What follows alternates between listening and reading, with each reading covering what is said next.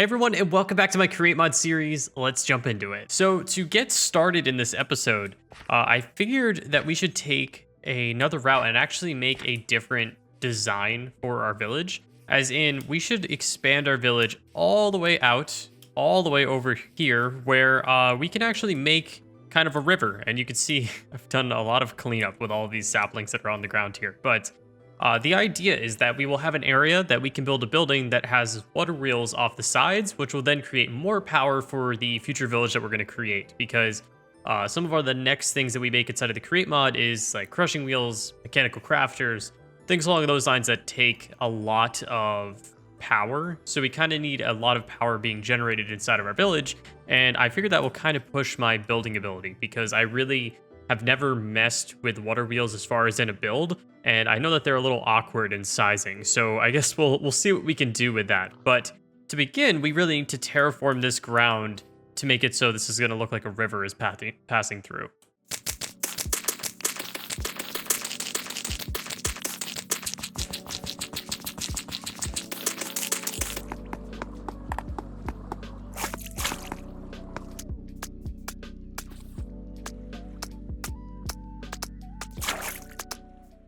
All right, and here's the beginning of our river. Granted, very tiny, just kind of goes from there to there.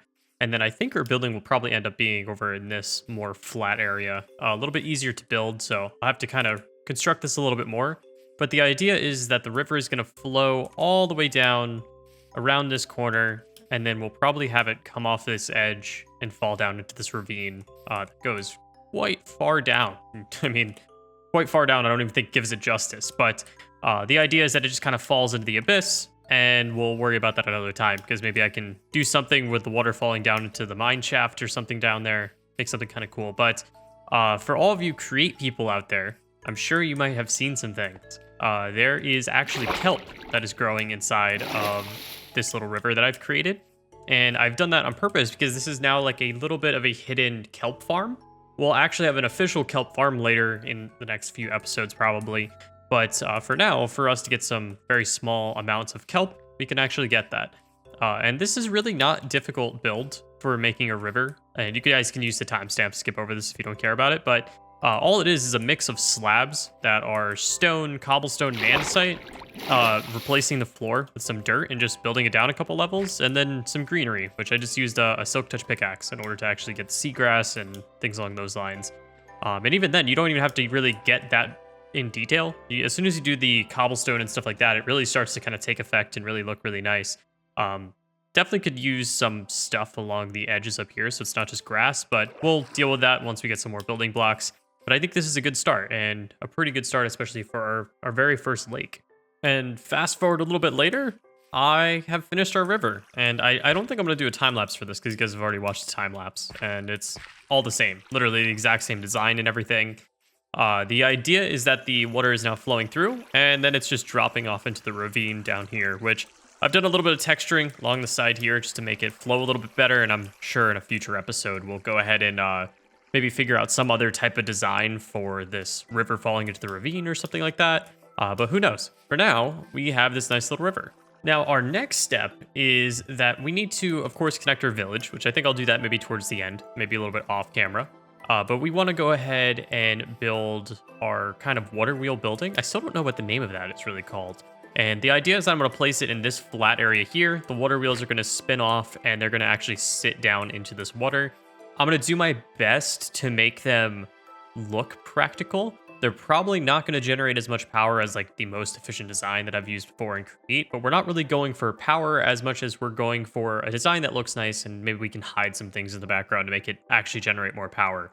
But we'll kind of see, because I can place it here, or there's a chance that I can maybe mess with things here so that the water wheels are kind of sitting in this water that's falling down, and then we can transport that to the building. But it's gonna be a little interesting.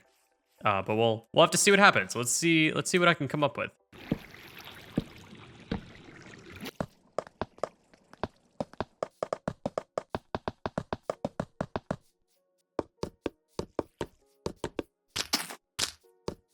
All right, and we are back. And honestly, this is like probably the 5th version that I've built of this building. I just really wasn't happy with the way it was coming together. Definitely still looks a little wacky, especially on this side, but this side's very hidden at the moment, so this will probably be touched up in the future. But here is our Watermill. I think that's what it's properly called from the outside. And I've done a little bit of interior on the second floor, which I'll show off in a moment. But we are actually pulling power via these water wheels and then just using a shaft to just secretly run it underneath the ground into the building. I was going to make this attached to the building at one point, but it just was very difficult to get it to look correct. And I didn't want to redo this entire river that I've just spent time on. How does this connect to the village? The village is over there. You can kind of see the windmill. Hoping that maybe I'll find a way to connect this to this and make it look unique, or maybe we'll run it back there across the river. It'll just follow the river from the village to here. Because eventually this village is going to be quite large and it's going to expand quite far all the way from the windmill and where we built the animal farms all the way to here. But this has just been so that we had like a river flowing through the area. Now, the bottom floor, this is where our power is being pulled up. I haven't decided what I'm going to use this tiny little room for. This might be more of a storage area, and we'll just route this power to this side of the village once this side of the village is up and running. And then upstairs is more of where I've gotten a little bit more creative. And I am definitely not an interior builder, but I just kind of base this off of a bunch of things I saw on Pinterest. And this is kind of like a a little bit of like a living room, kitchen, studio apartment style for a villager to live here that would operate the mill, which would be pretty cool. So this is what we have done by making the water mill, and we could probably take a pause now on this section of the village and return to more create-oriented stuff. All right, we are back, and I think I have an idea of how I want to go about the rest of this episode. And to start off, just to give you a little basis of where we are, this is our windmill up top. I forgot what this is. Is this our blacksmith that we made? I think that's what we made here. I forgot what we called it. But yeah, this is our blacksmith that we have in here. And then this path that we just run down here eventually will continue also straight.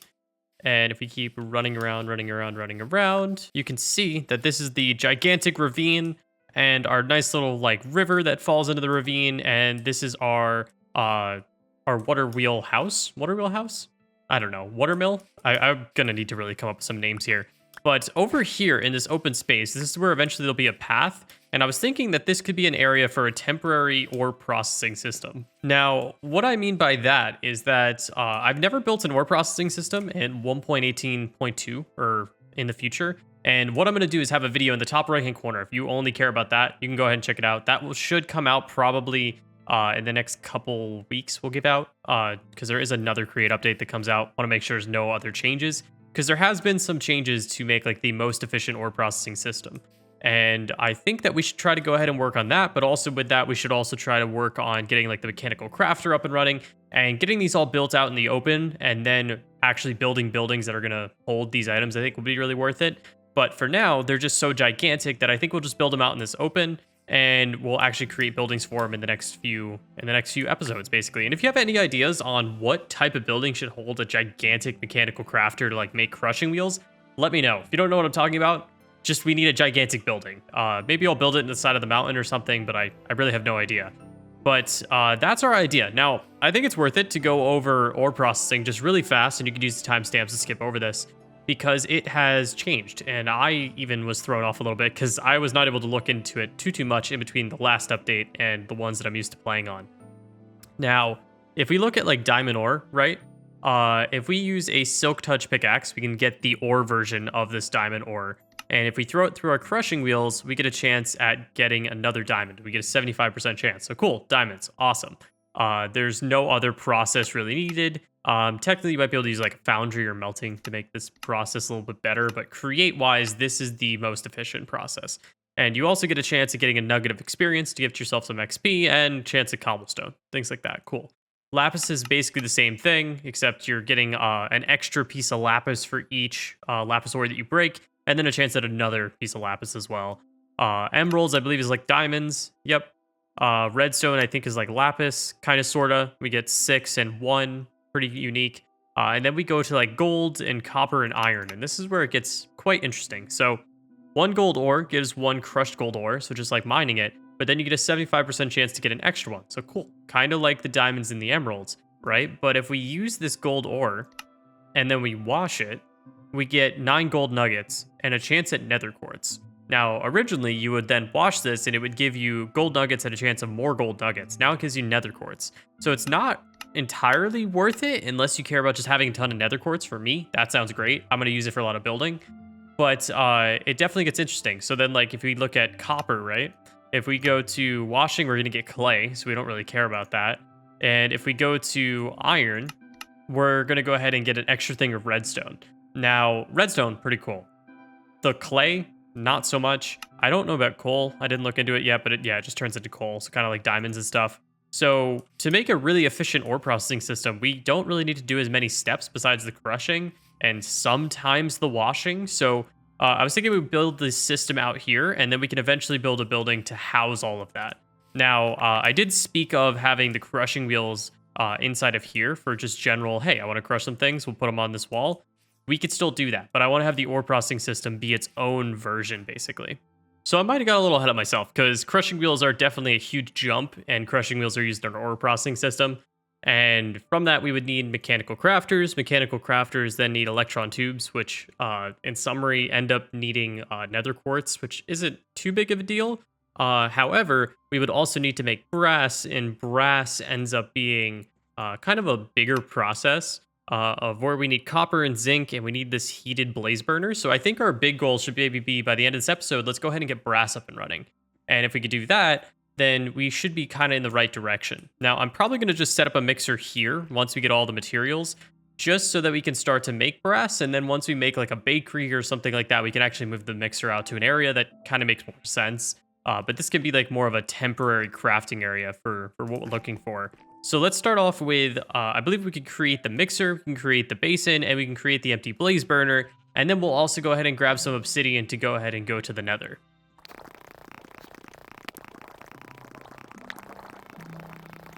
There we go. We got a mixer up and running. Or, well, sort of. It's not actually powered, but we'll worry about that in the future. Below here is where we'd place our blaze burner, but we actually need to capture a blaze. And I have my obsidian and my flint and steel in order to make a portal so that we can actually go to the nether to get a blaze. So let's go ahead and do that now. Definitely going to grab some items so that I don't die as I go to the nether. But we should be good to go. Just go ahead and find a blaze, and we should be able to get our mixer up and running. All right, I got gold boots, new set of armor, cobblestone, my sword, pickaxe, stake, and an empty blaze burner, and we should be good to go. Almost forgot the gold piece of armor, which would have really sucked. But our goal is to find a blaze so that we can capture it. Everything else, I don't think we really need. Maybe some nether quartz or something like that. But I think we'll be good. We just gotta find a fortress, basically. I see you. Nope, nope, nope, nope, nope, nope. There we go. Blaze burner. Perfect. All right, we have successfully made it back from the nether. Definitely a little bit more trickier than I remembered of the nether. It's definitely way more difficult in future versions of Minecraft, but we have made it back. We can now use a blaze burner by placing it underneath the basin, and then we just need wood. We need, I believe, zinc and copper, and we can actually make brass. And then, of course, we got to power this system. So let me go ahead and grab those, and we'll be right back. All right, perfect. We got our mixer powered, which doesn't say speed requirements, which is really good. That means that we're actually generating enough power, but we're also making it rotate fast enough, which is really cool. We have our blaze burner underneath. So if we right click with a bunch of different logs, we'll get it to light on fire. And if we throw our copper in, our zinc in, it should go ahead and mix and turn right into brass for us. All right, and we're good. We got some brass, 26 brass actually, which should be plenty to actually go ahead and move on to our mechanical crafters, which I think they only need like 10, if I remember correctly. I don't really remember, to be totally honest. But that gives us a lot of leftover brass that we could use for other odds and ends. But there we go. All right, and that's going to be it for this episode. I want to say thank you guys so much for watching. If you enjoyed, make sure to drop a like, make sure to subscribe. I apologize if there wasn't a lot that happened in this episode. It's been a very busy couple of weeks that I've been working on this episode. But if you have any recommendations, any buildings you want me to work on next, let me know in the comments, and I will see you guys all in the next one.